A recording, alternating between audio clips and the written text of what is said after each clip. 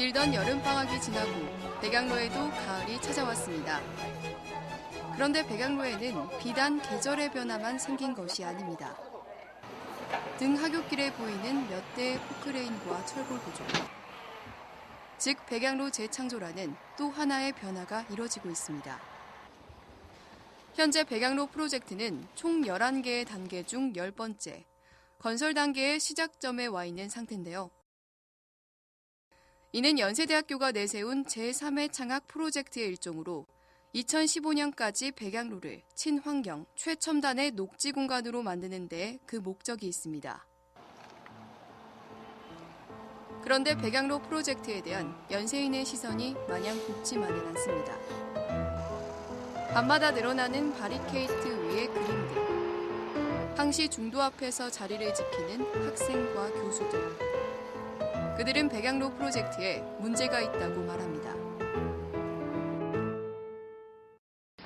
백양로 난장에는 지구촌 시대의 문화인류학이라는 수업이 있어요. 근데 그 수업을 저번 학기에 2013년 봄학기에 들었던 몇몇 학생이 백양로 프로젝트가 교수 평의회라는 기구랑 갈등을 빚고 있다. 학교 본부 측과 학내 구성원, 교수나 학생 간에 그 소통이 원활하지 않고 있구나라는 생각으로 문제의식을 좀 학내 구성원이신 여러 학우님들과 공유하고자 저희가 팀을 꾸리게 됐고요. 일단은 그 의사결정 과정에서 공청회도 몇 번 열시고 200차례 이상의 의견 수렴 과정을 거쳐오셨다는데 그 결과나 그 과정의 상세한 점에 대해서는 한 번도 공개된 적이 없고요. 앞으로도 계속해서 의견 수렴을 할 것이다 했는데 그거는 사실 공사가 시작하기 전에, 나무를 뽑기 전에 이미 이루어져야 했었을 것이고. 현재 시위를 하는 단체인 백양로 난장이는 학교 측과 학생 사이의 소통이 이루어지지 않고 있다는 점을 시위의 가장 큰 이유로 꼽았습니다.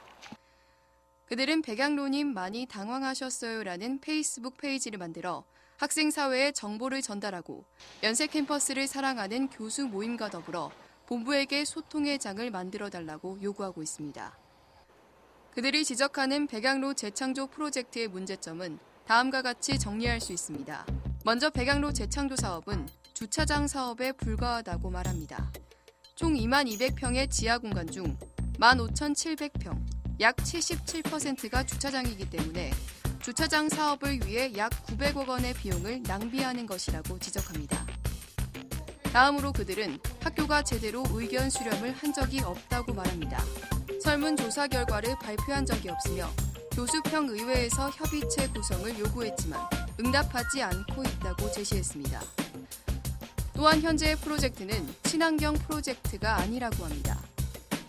지금과 같이 아름드리 나무를 베어내고 인공적 정원을 만드는 것은 진정 백양로를 친환경 녹지로 만드는 것이 아니라는 겁니다. 한편 학교 측 역시 이에 대한 반박을 제시했었는데요. 지난 9월 12일 목요일 학교는 교직원들을 대상으로 세천년관에서 백양로 프로젝트 설명회를 가졌습니다. 그들이 제시하는 내용은 이렇습니다. 먼저 주차장 관련 의견에 대해서는 총 재창조 면적은 지상 부분 18,400평과 지하 부분 22,200평이며 연사모에서 제시하는 주차장 15,700평에서 3,300평은 차량과 셔틀버스 통행을 위한 지하도일 뿐이라고 제시합니다. 즉 주차장은 전체 사업의 40% 정도라는 거죠. 또한 의견 수렴 과정 역시 이 프로젝트가 전 김우식 연세대학교 총장 때부터 시작된 것으로 10여 년에 걸쳐 마스터 플랜을 수립했다고 제시합니다.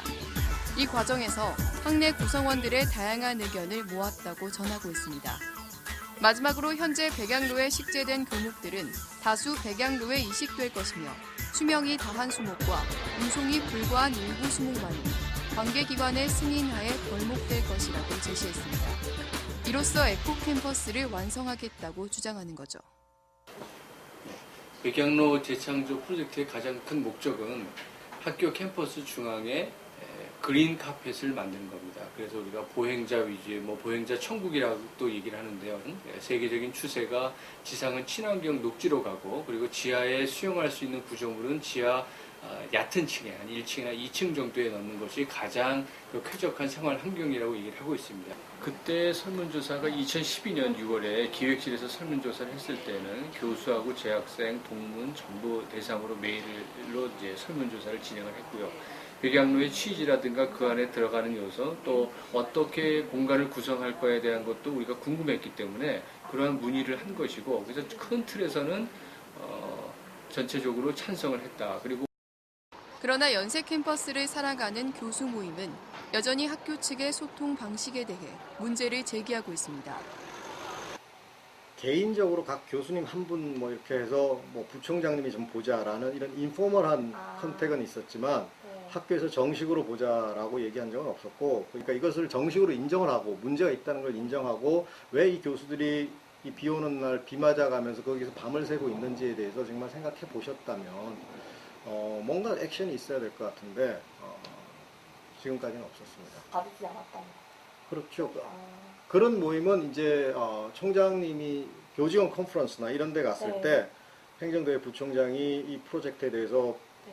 PPT를 통해서 발표를 하시고 네, 네. 그 다음 스케줄이 다 정해져 있는 상태에서 발표를 하시고 질문이 있냐 해서 거기서 질문을 하기 시작해서 만약에 이 논쟁이 붙으면 그 다음 프로그램이 진행이 못 됩니다. 이미 시간이라는 게 정해져 있는 상태이기 때문에. 그런 분위기에서 토론을 어떻게 하겠습니까? 근데 그거를 다 소통을 했으니 왜 지금 와서 문제를 삼느냐라고 얘기를 하시는데, 그것은 소통이 아니라 일방적인 통보죠. 본부는 학교 구성원들의 모든 의견을 수렴하고 있다고 하지만 그러한 소통 방식이 제대로 되지 않았다는 겁니다. 하나만 더 여쭤보겠습니다.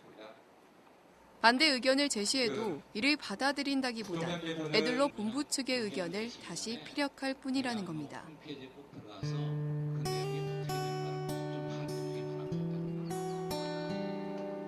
연세대학교를 새로운 녹지 환경, 쾌적한 학문의 요람으로 거듭나게 하겠다는 백양로 프로젝트. 그러나 과연 이에 대해 연세대학교의 모든 구성원이 참여하고 동의하는 것일까요? 학교 본부는 형식적 질의응답의 자리가 아니라 진정한 소통이 가능한 자리를 마련해야 합니다. 백양로에게 진정한 주인은 특정인이 아닌 연세인 모두이기 때문입니다.